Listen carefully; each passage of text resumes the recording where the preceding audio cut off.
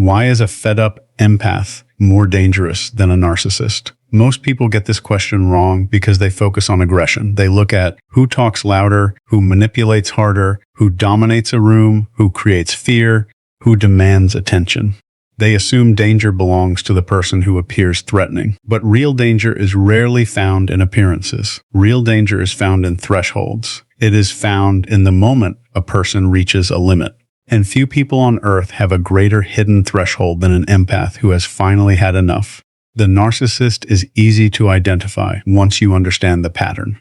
The narcissist wants control.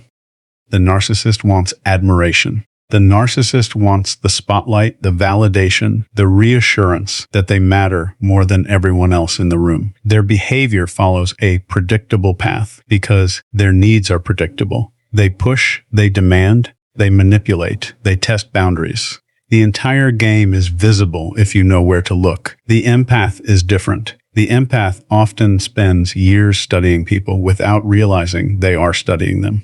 They become experts in emotional weather. They can walk into a room and feel tension before a word is spoken. They notice changes in voice, posture, energy, expression, rhythm, and attitude. They become human radar systems. They learn what hurts people, what motivates people, what scares people, and what people desperately try to hide. Most of the time, they use that information to help. That is what makes them seem harmless. People mistake restraint for weakness. People mistake patience for surrender. People mistake understanding for compliance. And that mistake can become catastrophic because the empath sees more than they reveal.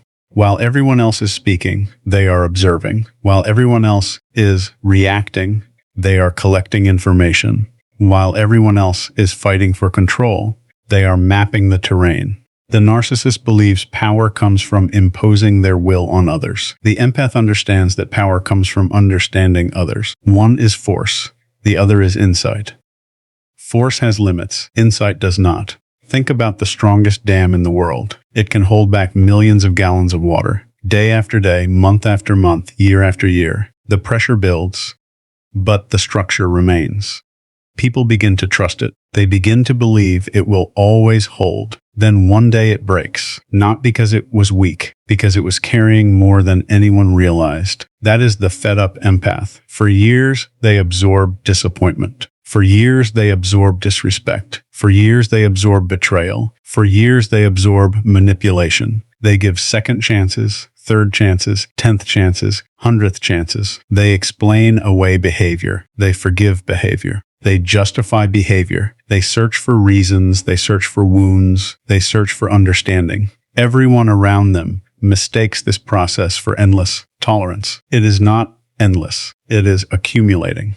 Every ignored boundary becomes data. Every broken promise becomes data. Every lie becomes data. Every act of disrespect becomes data. The empath remembers far more than people think, not because they are keeping score, because they are searching for patterns. And when enough patterns emerge, something changes. The shift is almost invisible at first. There is no dramatic announcement, no warning siren, no emotional speech. The empath simply stops negotiating with reality. They stop hoping someone will become the person they promised to be. They stop investing energy into fixing what refuses to be fixed. They stop carrying responsibility for choices that belong to other people. And in that moment, the entire balance of power changes because the narcissist's greatest weapon is access to your emotions, access to your attention, access to your compassion, access to your forgiveness, access to your energy.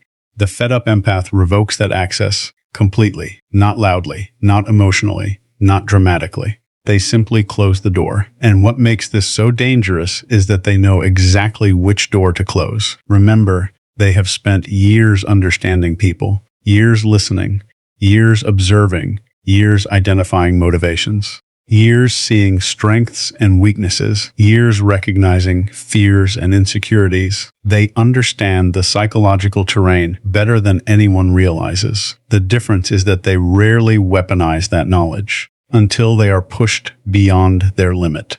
Then something remarkable happens. The person everyone thought was vulnerable becomes impossible to manipulate. The person everyone thought was dependent becomes independent. The person everyone thought would never leave becomes the first one to walk away. And once they walk away, they do not look back. That is the part many people never understand. The narcissist often fights to win. The fed-up empath stops fighting because they no longer care about winning, and a person who no longer needs your approval becomes extraordinarily difficult to control. Imagine playing chess against someone who understands every move you are likely to make. Imagine trying to deceive someone who already recognizes the pattern. Imagine trying to provoke someone who no longer seeks validation from you. Your strategies stop working. Your pressure stops working. Your manipulation stops working. Your guilt stops working. Everything that once created leverage suddenly becomes useless. The narcissist sees relationships as a source of supply. The fed-up empath sees relationships as a source of meaning. Once meaning disappears, the relationship has already ended in their mind. The paperwork of separation may come later. The physical distance may come later. The conversation may come later. But emotionally, the departure has already occurred. And there is no force on earth more decisive than a departure that happened long before anyone noticed. The greatest misunderstanding about empaths is that people think kindness is their defining characteristic. It is not. Their defining characteristic is strength under restraint. They carry burdens others cannot see. They absorb pressures others cannot measure. They endure situations others would abandon. But endurance should never be confused with weakness. A lion sitting calmly in the grass is still a lion. Silence is not surrender. Patience is not powerlessness. Compassion is not fragility. The fed-up empath understands something many people never learn. Peace is valuable, but peace without boundaries becomes self-destruction. And when that lesson is finally learned, a transformation occurs. The empath stops shrinking, stops apologizing, stops explaining, stops chasing, stops rescuing, stops sacrificing themselves to preserve situations that should have ended long ago. At that point, they become dangerous for one simple reason. They have nothing left to prove. A person trying to prove something can be manipulated. A person trying to be liked can be manipulated. A person trying to be accepted can be manipulated. A person trying to be understood can be manipulated. But a person who knows exactly who they are becomes extremely difficult to move. The fed-up empath reaches that place through experience, not theory, not motivation, not inspiration. Experience. Every disappointment sharpens clarity. Every betrayal sharpens judgment. Every lesson sharpens awareness. Until eventually, they develop something more powerful than anger. They develop certainty. And certainty changes everything. Because anger burns hot and fast. Certainty moves slowly and permanently. Anger makes noise. Certainty makes decisions. Anger argues. Certainty acts. That is why the fed-up empath often surprises everyone around them. People expect an emotional explosion. Instead, they encounter a calm conclusion.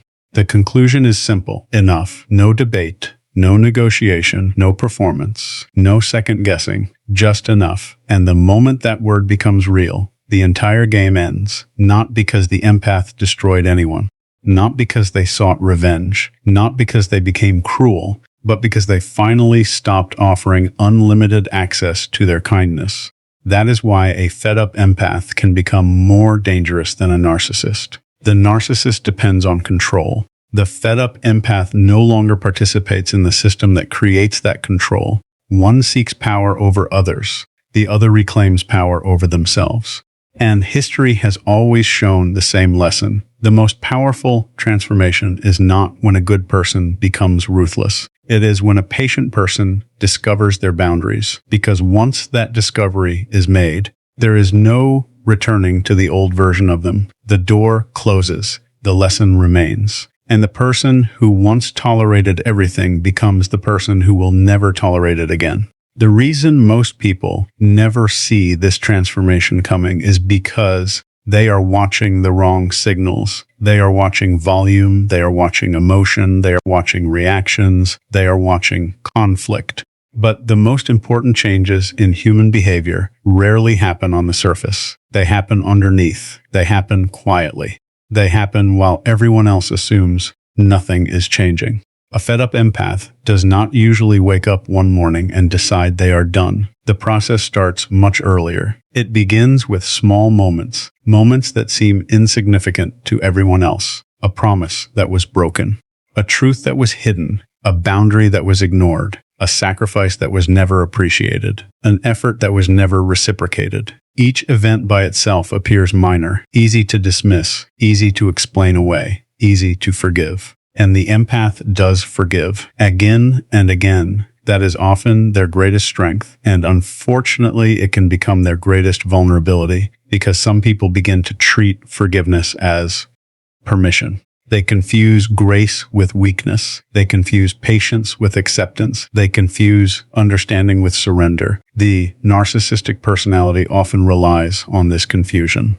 Not necessarily through conscious planning every moment, but through patterns that consistently seek advantage. They learn that the empath will listen. They learn that the empath will stay. They learn that the empath will consider every perspective. They learn that the empath will search for reasons instead of assigning blame. And slowly they begin expecting what was once appreciated. Then they begin demanding what was once requested. Then they begin taking what was once freely given. This is where the danger begins. Not for the empath, for the person exploiting them. Because every act of exploitation creates an illusion. The illusion is that today's outcome guarantees tomorrow's outcome. Human beings make this mistake constantly. If someone tolerated something yesterday, we assume they will tolerate it tomorrow. If someone forgave us before, we assume forgiveness is permanent. If someone stayed before, we assume they will always stay. But assumptions are fragile things. And reality eventually collects its debt. The empath sees more than people realize, not only what people do, but what people repeatedly do. Pars reveal character. Pars reveal priorities. Pars reveal intentions. One mistake can be an accident. 10 identical mistakes become information. The empath understands this. That is why their departure often seems sudden. Yet it is never sudden. It only appears sudden to those who were not paying attention. Imagine a tree standing in a forest. From a distance, it appears healthy, strong, stable, unshakable. But inside, decay has been spreading for years. Then one day, the tree falls. People say it happened unexpectedly. It did not happen unexpectedly. It happened invisibly. The same thing occurs in relationships, friendships, partnerships, and organizations. The final moment receives all the attention. The years that created that moment are ignored. The fed-up empath reaches a point where observation becomes certainty. Certainty becomes acceptance. Acceptance becomes action. And action changes everything. One of the most underestimated qualities of an empath is memory. Not memory of facts, not memory of dates, mirror of experiences, mirror of emotional patterns, mirror of cause and effect. When someone consistently creates pain, confusion, instability, or disappointment, the empath notices, maybe not immediately, maybe not dramatically, but eventually, and once the pattern becomes impossible to deny, a shift occurs. The empath stops asking, "How do I fix this?" and starts asking, "Why am I carrying this?" That question changes lives because it redirects responsibility. For years, many empaths become experts at carrying burdens that belong to other people. They carry guilt that is not theirs. They carry consequences that are not theirs. They carry responsibilities that are not theirs. They carry emotional weight that was never assigned to them. They become emotional shock absorbers. Every impact hits them first. Every conflict lands on them. Every crisis finds its way to them. And because they are capable of carrying so much, everyone assumes they should. Capability becomes expectation. Expectation becomes obligation. Obligation becomes exhaustion. Eventually, exhaustion becomes awakening.